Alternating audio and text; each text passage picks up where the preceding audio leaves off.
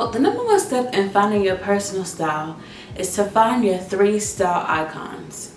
What 3 women inspire you in regards to style?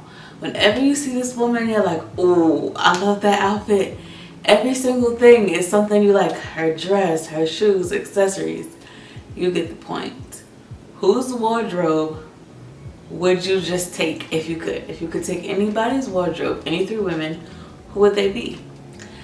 Once you decide these 3 women, I want you to think, what is it that you like about their style?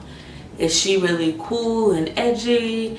Is she feminine and refined? Is she unique? Like, what is it about that you like? The prints, the colors, patterns? Or is she a girl who's more into neutrals and you gravitate toward that? So think about what it is that you like about these 3 women. Next, I want you to curate or create mood boards. So each of these women who are your style icons, find 10 to 15 outfits that you like, that you would wear if you could. And I want you to analyze what it is that you like about these outfits. Do you like the colors, the print, the silhouette? And I want you to be very specific. I have a notebook. I usually have a notebook or Google Docs while I'm doing this process, because I do this for every season, because we all have Pinterest boards or pictures that we've accumulated that we would like to recreate. These are letting us know what interests us as regards to style. So pay attention to that.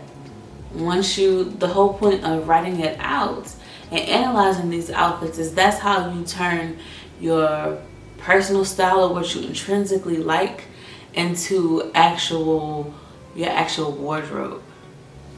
So write down what items it is that you need to create your ideal wardrobe for that season. Next, I want you to check your closet. Because we're going about our daily lives and we have so much to do as women, we don't often think about the patterns that we're creating. What does your wardrobe tell you currently? So think about, what are your favorite outfits, or what are the favorite items you have in your closet? I know for me, if we're talking about autumn winter, which is the season that we're in now, turtlenecks. I love turtlenecks. That's just a silhouette that I love. Turtlenecks are so classic, they're polished, and to me they're sexy at the same time. You get to show off your figure without showing anything. I can never say too much about a turtleneck. You could dress it up, dress it down. I mean, I can really go on. So that's just what my closet tells me. Sweater dresses. I love sweater dresses. I love dresses, period. So think about this. What does your closet tell you? What are some items that you gravitate towards? Then also think about the converse. What are some items that you have that you never wear, you never reach for? Whether you realize it or not, that's just not part of your personal style. Especially if you notice that it's the same item more than once. So sometimes, because we're into style and we want to have our dream wardrobe and we want to be stylish, it's nothing wrong with looking to magazines. Who doesn't love a good Vogue or Harper's Bazaar or Net-a-Porter magazine? I mean, we all do. We love inspiration. But if you're not careful, sometimes you could get so caught up in the 10 essentials that every woman should have in their wardrobe, basics or staples that every woman should have in their wardrobe. And because they're telling you should have it in your wardrobe, you buy it, even if for you that's not really a thing, because that's what you think you should have. So realizing your patterns will help you lean more into who you really are as regards to style. Next, what stores do you shop at? And not even just what stores do you shop at, but what designers, what brands, what fashion houses appeal to you the most. Now this is a time where it doesn't matter how much money you have, just erase that. If money were not an object, what are some designs that you would buy? If money were not an object, what are some things that you would purchase?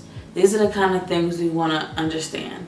And the reason why is because every fashion house or designer, they have a target audience, a certain kind of woman that they are trying to appeal to, And so they already put adjectives or assign adjectives to the kind of woman that would be interested in their brand. Quite honestly, there's not one particular fashion house or brand that I can think of that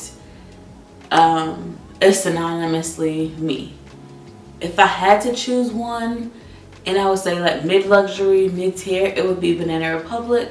I love Banana Republic. And Banana Republic, one of the things they say is discover a spirit of adventure at Banana Republic and shop thoughtfully designed classics. So Banana Republic now, as in recent years, do have a luxury line, or they're trying to be more sustainable. So they do offer more natural fibers and fabrics. Their quality of clothing is better, and that's something that I think everyone should have. Style values. Each person's style value is different, and I think also based on your personal style determines your style values to an extent. So one of my style values is I really believe in quality garments, and one of the ways I try my best to ensure that my garment is quality is by investing more into natural fibers. So I like more of the wools, the cashmeres, the cottons.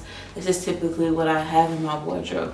That's not to say that I will never buy a poly blend or synthetic something, but in my wardrobe, my goal is to have 85% natural fibers for my wardrobe. And so Banana Republic is now doing more of these items, but they are classic pieces.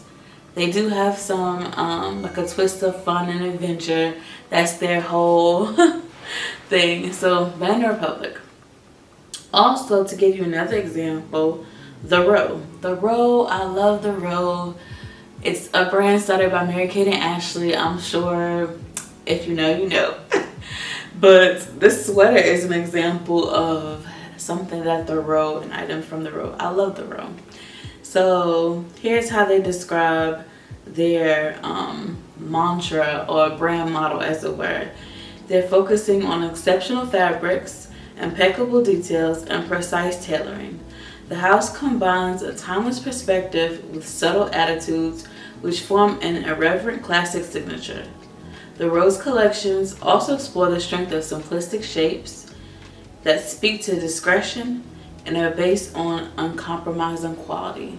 So, as I just said, I'm really into natural fibers. I'm into quality. I'm into tailoring. I'm into a nice design. Go to a brand's website, go to the About Us section, and they give you some background as to who their target audience is. Or you could just Google target audience of style of how would you describe X brand style, and then you can go from there. And so with that will help you start attributing some adjectives to your personal style if you don't already know them. The next step would be to add adjectives. Assign your personal style some adjectives. So for example, my style is feminine, glamorous, and refined. Feminine, glamorous, and refined. These are my adjectives. It's so important to know how you describe your personal style, because once you can describe your personal style, then this will help you translate that into a wardrobe. How? Because you can Google feminine fall autumn outfits. Pictures will populate, then you can see what appeals to you. Then you can pick and choose. Same thing with Pinterest. You put in feminine fall autumn outfits and you'll see some options. Glamorous outfits, refined outfits. And then you can start honing in on your personal style. Over time, these are general adjectives, but over time with practice, you will start seeing that certain things become intrinsically you. Certain things you realize, that's not really me. For example, if you see I love turtlenecks. If I see a picture of someone or outfit picture, inspiration picture, and for example, they have a crew neck or a V-neck, well, I might know, because I know me, you know what, I'm not even going to try a crew neck or V-neck. I've tried it before. I know that's not really my thing. I'll just go with a turtleneck. So that's just one way. Over time, you will start seeing how your personal style becomes truly you. I mean, you could, for all I know, have a similar personal style. You can be feminine, glamorous, and fun, just like me. And at the same time, we will translate that into something completely different. So that's the cool thing about style. So these are some ways to find your personal style. But why is this important? Some people think fashion is fashion and style is style, and that it really doesn't matter. It's not that serious or it's not that deep. But really it is. If you think about it, we spend most of our time in clothing, and now that the world is opening back up and things are pretty much going to back to normal, many of us are resuming daily activities, and so that requires for us to have outfits. And the reality is that we all want to feel confident in what we wear. People think that style and fashion don't matter, but confidence matters. How you feel about yourself matters. And confidence is not solely about what you wear, but it is one aspect of confidence. How you wear, how you go about in the world. And it also plays a role as to how people see you, how people view you. We all have eyes, and whether people like it or not, people make certain judgments or they attribute certain things to you when you dress a certain way. So that's something to think about as well. Now that we know our personal style, now it's time to create our wardrobe for the season. So how do we do that? What if you're like me and you realize that you need to revamp your wardrobe? I know my personal style. However, just because of getting older, I'm in my early 30s, because of getting married, and just things that have happened over the past couple of years, my body has changed. I've gained some weight, so I need to revamp my wardrobe. So if you need to revamp your wardrobe for whatever reason, or if you just want to work on creating your wardrobe for the next season, this next video is for you. See you over there.